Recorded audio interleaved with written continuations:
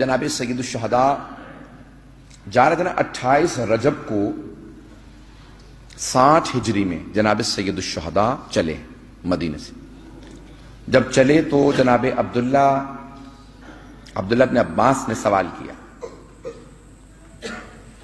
کہا کہ مولا عراق والوں نے آپ کے بابا کے ساتھ وفا نہیں کی تھی, پھر آپ کے بھائی حسن کے ساتھ بھی وفا نہیں کی, عراق والوں پہ بھروسہ مت کیجیے. مولا نے کہا میں جانتا ہوں کہ وہ وفا کریں گے نہیں میرے ساتھ. کہا پھر آپ عراق کیوں جا رہے ہیں؟ کہا میں شہادت کے لیے جا رہا ہوں. اچھا آپ جانتے ہیں آپ شہید ہوں گے؟ مولا نے کہا مجھ سے پوچھ, مجھے بتا مت. کہا مولا پھر مجھے یہ سمجھ میں نہیں آ رہا کہ آپ بہنوں کو ساتھ کیوں لے جا رہے ہیں؟ جناب عبداللہ ابن عباس کہنے لگے مولا مجھے یہ سمجھ میں نہیں آ رہا بہنوں کو ساتھ کیوں لے جا رہے ہیں؟ مولا نے کہا کہ میری قربانیوں کی وجہ سے اسلام بچے گا, اور میری بہنوں کی وجہ سے میری زحمتیں, میری قربانیاں بچیں گی. میری بہنوں کا جانا بہت ضروری. مشیت الہی یہ ہے کہ میری بہنیں میرے ساتھ جائیں, ارادہ نہیں, مشیت کہا. ارادہ اور مشیت میں بھی فرق ہے. اب وقت نہیں کہ تفصیل میں جا سکوں. ارادہ خواہش کا نام ہے, چاہت کا نام ہے. مشیت فیصلے کا نام ہے. کا فیصلہ پروردگار یہ ہے کہ میری بہنیں میرے ساتھ جائیں. کیوں جائیں بہنیں؟ کہا کہ یہ ساری میری زحمتوں کو بچائیں گی. یزید کیا سوچ رہا تھا کہ اس نے چاروں طرف سے گھیر کے امام حسین کو میدان کربلا میں شہید کر دیا. اب وہ یہ سوچ رہا تھا میں نے مار دیا سب کو, اصحاب کو, بیٹوں کو, سب کو مار دیا, اب کچھ نہیں بچا.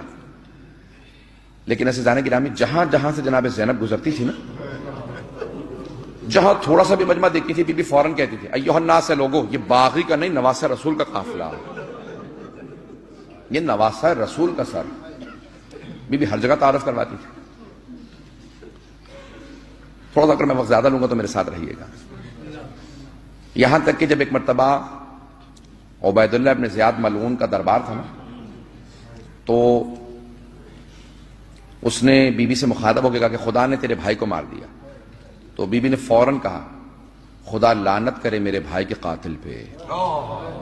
جیسے کہا نا خدا لعنت کرے میرے بھائی کے قاتل پہ, تو وہ فوراً چیخنے لگا, کہا کہ لعنت کیوں کر رہی ہیں آپ؟ بی بی نے کہا تجھے کیا تکلیف ہے, میں نے تو اپنے بھائی کے قاتل پہ لعنت کی ہے, میں نے اپنے بھائی کے قاتل پہ لعنت کی, تجھے تکلیف کیا؟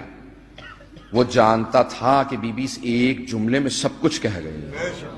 اب غور کیجیے گا جانے کی رات. جیسے ہی بی بی نے خطبہ شروع کیا نا عبید اللہ ابن زیاد کے دربار میں, تو وہاں پہ حضرت عبداللہ عفیف موجود تھے. انہوں نے صرف الفاظ سنے بی بی کے خطبے کے. دونوں ان کی آنکھیں نابینا ہو چکی تھی, ایک جمل میں دوسری صفین میں. تو انہوں نے فوراً آواز دے کے پوچھا, کہا یہ کون ہے جو علی کے لہجے میں خطبہ دے رہا ہے؟ علی کی شہادت کو 20 برس سے زیادہ ہو چکے ہیں, یہ کون ہے جو علی کے لہجے میں خطبہ دے رہا ہے؟ تو کسی نے آواز دی, کہا یہ علی کی بیٹی ہے. وہ جناب عبداللہ عفیف تھے, عاشق امیر المومنین تھے. مولا کا نام سننا تھا کہ مولا کی بیٹی. جملے کو پیش کروں یہاں. کہا تم نہیں جانتے وہ علی کے جب یہ آ رہی تھی بیٹیاں, انہوں نے کوفے والوں سے کہا تھا کوفے والوں آج رات کوئی گھر سے باہر نہ نکلے. سنیں گے, سن کے روئیے گا. کہا کوفے والوں آج رات کوئی گھر سے باہر نہ نکلے. تو کوفے والوں نے کہا مولا کیوں؟ کہا کیونکہ آج رات نبی کی نواسیاں آ رہی ہیں. کوفے میں نبی کی نواسیاں آ رہی ہیں. کہا جب پہلی مرتبہ یہ بیویاں آئی تھیں تو مولا نے اتنا پردے کا اہتمام کیا تھا کہ رات میں شہر میں لائے تھے, اور لوگوں سے کہا تھا کوئی گھر سے باہر نہ نکلے. کہ تم مجمع عام میں لے آیا. تو فوراً ایک مرتبہ عبید اللہ کو وہ سرزنش کرنے لگے, لان تان کرنے لگے, سخت الفاظ میں اس سے ہم کلام ہوئے. تو عبید اللہ نے فوراً اشارہ کیا, کہا کہ اس کو قتل کر دو. تو ان کے کچھ جاننے والے ان کو گھر سے وہاں سے فوراً دربار سے لے گئے, اور جب گھر پہنچے تو ان کا کوئی بیٹا نہیں تھا, صرف ایک بیٹی تھی. جب گھر پہنچے تو پھر ان کی کیسے شہادت ہوئی وہ ایک الگ واقعہ مجھے کیا شام سے متعلق پیش نہ ہے. تو یہاں جناب عبداللہ عفیف برداشت نہیں کر سکے جب انہوں نے سنا کہ علی کی بیٹی عبید اللہ ابن زیاد کے دربار میں. ایک بہت بڑے ذاکر, ایک بہت بڑے وائز نجف اشرف میں مجلس پڑھ رہے تھے, تقریباً 100 برس پہلے کی بات ہے یہ. حضرت آیت اللہ مرزا سید حسن شیرازی کے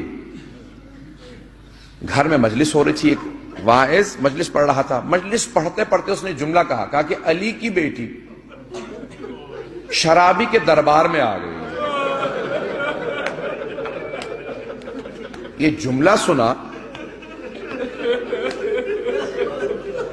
مرزا حسن شیرازی نے. انہوں نے کہا واعظ رک جا, ذرا اس جملے کا حق ادا ہو لینے دے. بلند آواز سے روتے جاتے تھے, سر کو پیٹتے جاتے تھے اور ایک بات دہراتے رہتے, علی کی بیٹی شرابی کے دربار میں. بار بار یہ جملہ دہراتے تھے. آقا بلند آواز سے روتے تھے. روتے روتے آقا بے ہوش ہو کے گر گئے. جب ہوش میں آئے تو کہا آقا کیا بات ہے, برداشت نہیں کر پائے. کہا میں صرف یہ سوچ رہا تھا امام سجاد نے کیا کیا ہوگا. امام سجاد نے کیسے برداشت کیا ہوگا. آج میں پیش کرنا چاہ رہا ہوں تفصیل سے مسائل. کل میں نے مختصر کر دیا تھا, آج سنیں گے ذرا مسائل, تفصیل سے سنیے گا. سب سے درخواست کرتا ہوں ذرا مسائل کو ادراک کرنے کی کوشش کیجیے گا. آپ نے سنا ہے نا, امام سجاد سے جب پوچھا گیا کہ مولا سب سے زیادہ مصائب کہاں سخت تھا, تو امام نے بہت چیخ کے ایک مرتبہ بلند آواز سے کہا الشام الشام الشام. مولا کیوں؟ کہا نامحرموں کا مجمع تھا, ہاتھوں میں پتھر تھے, باغیوں کے نعرے تھے, بالا خانوں پہ مستورات تھی اور پانی پھینک رہی تھی. کہ میری پھپھیاں اونٹنیوں پہ تھی, لوگ پتھر مار رہے تھے. کہ اس دوران جب کوئی پتھر مار کے کہتے ہیں نا باغیوں کا قافلہ, کہ وہ میں برداشت نہیں کر پاتا تھا. کہ مولا اور کیا چیز ہے جو آپ کو شام کی رلاتی ہے؟ کہ مجھے قیدیوں کے ساتھ زمین پہ غلاموں کی طرح بٹھا دیا تھا. اجرکم اللہ. سنیں بھئی, آپ روایت کو پیش کر رہا ہوں. سوگ نامہ آل محمد سے ریاض القدس سے یکم سفر. آج بیویاں شام پہنچی ہیں. میں ایک ہاتھ جوڑ کے سوال کروں آپ سے, کب چلی تھی بی بی؟ 28 رجب کو 60 ہجری میں, اور یکم سفر کو 61 ہجری میں بی بی پہنچی ہیں شام میں. کب سے سفر میں ہے؟ 28 رجب سے. تو اب 6 مہینے اور 2 دن سے سفر میں ہے بیوی.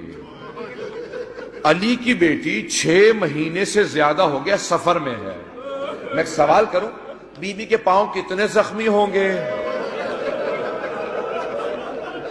ایسا تو نہیں کہ جب یکم سفر کو شام پہنچی ہو تو نالین ٹوٹ چکے ہوں گے, پاؤں میں کانٹے ہوں گے. ہاں بھئی مجھے معاف کیجئے گا, میں وہ جملے نہیں کہنا چاہتا جو آپ برداشت نہ کر سکیں. بس بھئی ایک یہاں پہ جملے کو پیش کروں گا. جب کسی نے پوچھا نا جناب فضہ سے کہ یہ بیویاں جو گزر رہی ہیں کون ہے, کہا یہ نبی کی نواسیاں. کہا کیا وجہ ہے کہ جہاں پہ پاؤں رکھتی ہیں زمین سرخ ہو جاتی ہے؟ کہ ان کے نالین ٹوٹ گئے ہیں, پاؤں زخمی ہیں, پاؤں سے خون بہ رہا ہے. اجرکم اللہ. ایک مرتبہ جناب زینب نے سوال کیا, بیٹا سجاد کیا بات ہے, یہ ہمیں روکا کیوں گیا ہے؟ امام سجاد کی آنکھوں سے آنسو جاری ہوئے. ایک جملہ کا کہ پھوپھی اماں دربار کو سجایا جا رہا ہے. میں سوال کروں آپ سے, سجایا جا رہا ہے یعنی پھول سجائے جا رہے ہوں گے, آیا کوئی پتھر تو نہیں مارنے والا ہوگا؟ بس بھئی کہا پھوپھی اماں دربار سجایا جا رہا ہے. بار بار اعلان ہوتا تھا باغیوں کا قافلہ آ گیا. شامیوں کو بڑی بغض سنا کینہ تھا جناب امیر علیہ السلام سے, ہر ہاتھ میں پتھر تھا. کہا کہ اے شام والو یہ علی کی اولاد آئی. اب آئیں ذرا میں پیش کرتا ہوں. روایت کے الفاظ ہیں, جہاں پہ بازار ختم ہوتا اور جہاں پہ دربار کی حدود شروع ہوتی ہیں صرف 40 قدم کا فاصلہ. خدا کی قسم میں نے خود جب میں شام گیا تھا نا پہلی مرتبہ, تو بازار جب میں پہنچا تو عجیب و غریب کیفیت تھی. آنکھوں میں آنسو تھے, لیکن جہاں